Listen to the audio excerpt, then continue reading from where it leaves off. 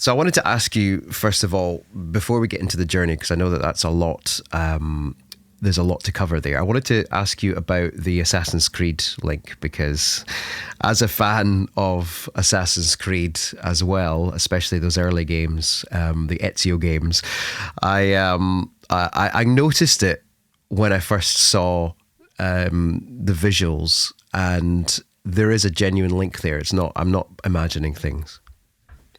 No, there is a genuine link, and I similarly was a fan of the early Assassin's Creed games, and I think it was an opportunity for me to just dress like a superhero, to be honest with you, and I think that's kind of every man's dream.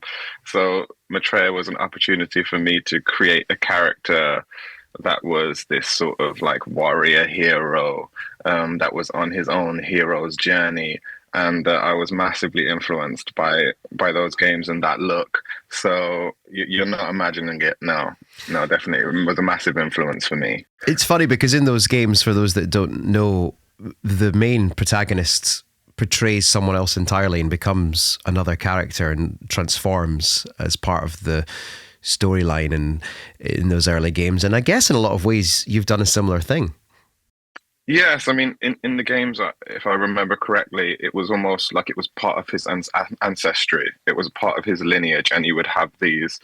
He would go into this machine, and he would remember parts of his past lives, basically. And in his past lives, he was this sort of lone assassin, and it would take you through different cities and different past lives, and so on and so forth. So that really resonated with me because that's kind of how I felt when I dreamt up Matreya and the idea of this artist. It felt like something which was coming from a past life to me, a memory almost, or a memory of a time of empowerment for me, or something which I could draw on, like in terms of some courage or something like that, which could help me on this journey. So there was definitely links there, yeah, for sure. But I want to go back to 2015 and your X Factor journey, which at that point people knew you as Mason Noise, and you went through that whole kind of world of reality TV slash pop music, and it very much is a different world to the one that you're in now. But it's an interesting journey because 10 years isn't a huge amount of time in the bigger scheme of things to sort of do this full circle journey almost. So just bring us back to that time and how things have changed and what kind of set you off in that journey. No, it doesn't. It's not a large amount of time, but it feels like I've lived multiple lifetimes within that.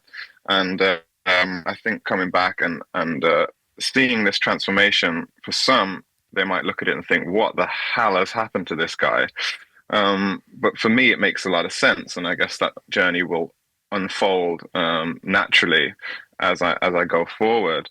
But after that show, I went through a whole journey of self discovery where I went into multiple different spiritual practices, and I was really just asking myself, who am I? Because I felt like the box that I was put in that time was extremely tight, and it became itchy and it needed to fall away. And so the inevitable question of who am I came up, and that took me to a place where I did a lot of soul searching and a lot of soul digging. And that has led to Matreya eventually, and it's a project that you've been working on for a while. And I guess one of the things as a musician, it's really weird when it actually is out there. It's a really weird kind of like, okay, people know about this now, and you're launching. You've got the single, you've got an album coming. It's sort of it's a strange moment. How have you felt now that things have started to sort of be out there in the public? How's it felt for you? Yeah, I think you're spot on. For a long time, it felt like creative constipation. Really, I guess you could put it like that. Um, I had all of these ideas and all of these musical ideas, and yeah, it's patience, it's it's crafting it out in the right way.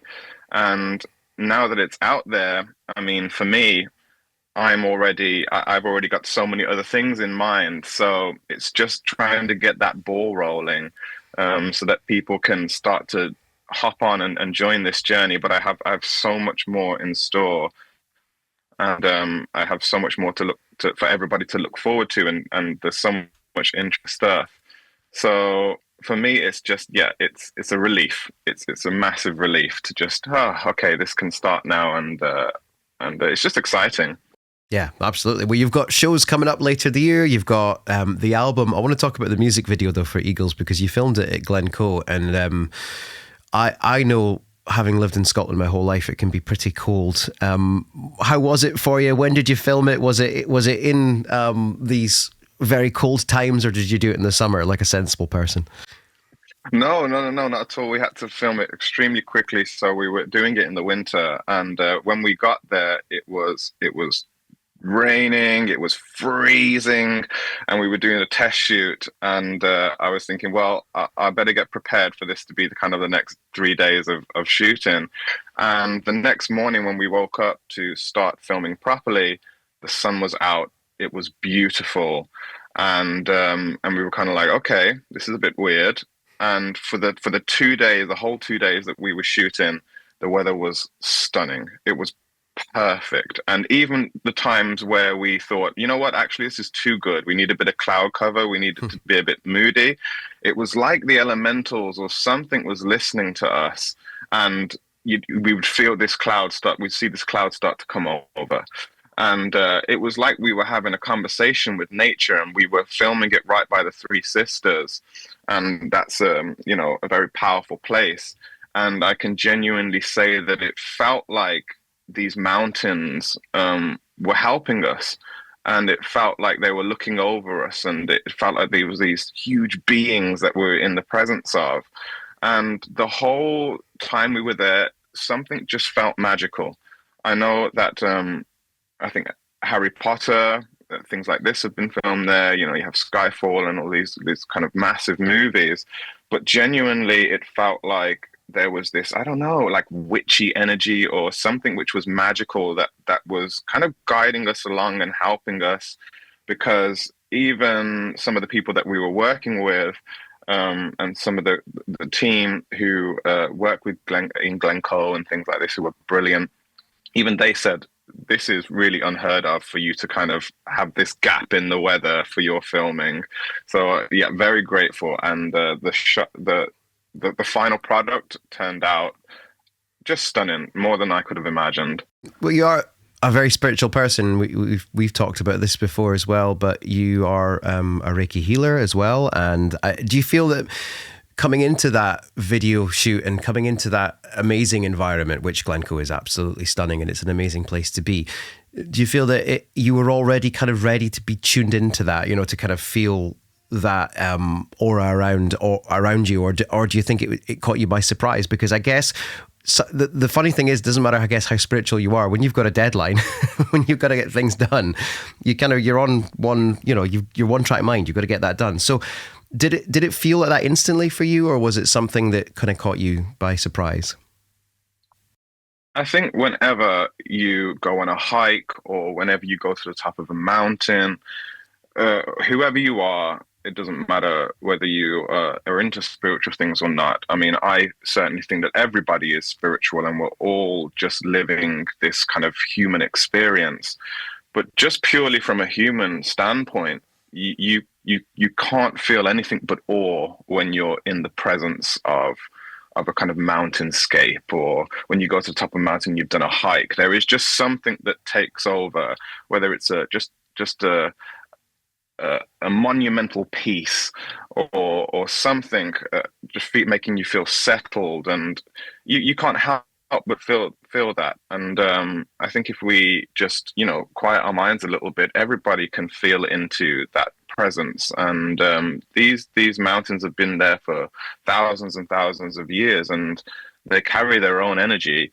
And I think that we can feel it. We might not necessarily be able to feel into the little details of it, and that might take a little bit more tuning. But really, the awe and the just the sense of vastness. It really does it to you, and I think that you can tune into that even through the video when you're watching it.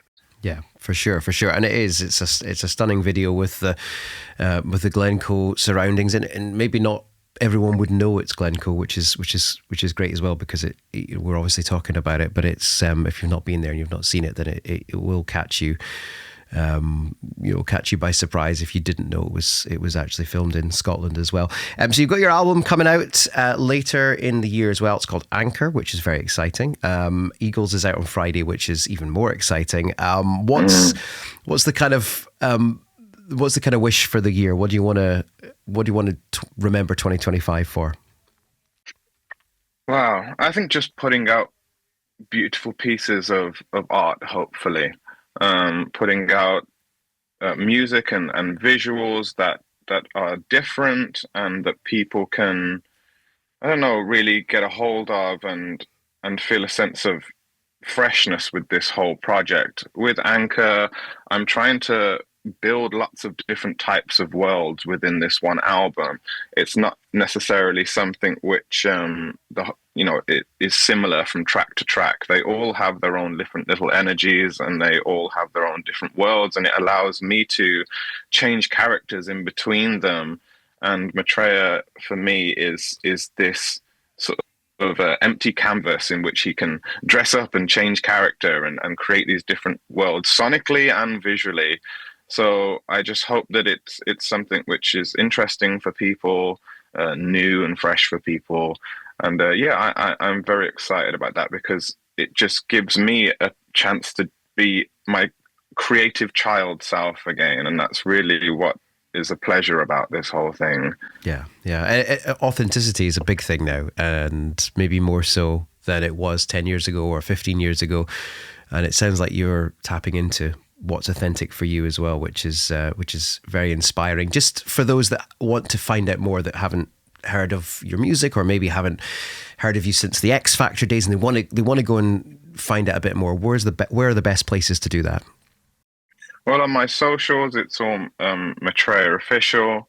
My Instagram at the moment is at Mason the Healer. So yeah, you can find out more there. The single will be released across all the platforms and on YouTube and whatnot. So it's just the start of the journey, and there's so much more to come. So yeah, hop on board now, and I'll take you to a few different worlds. Final thing to do then for me, would you be so kind as to introduce your brand new single, Eagles, for us on Coast Radio? Yes, no problem. This is Matreya, and this is my brand new debut single, Eagles.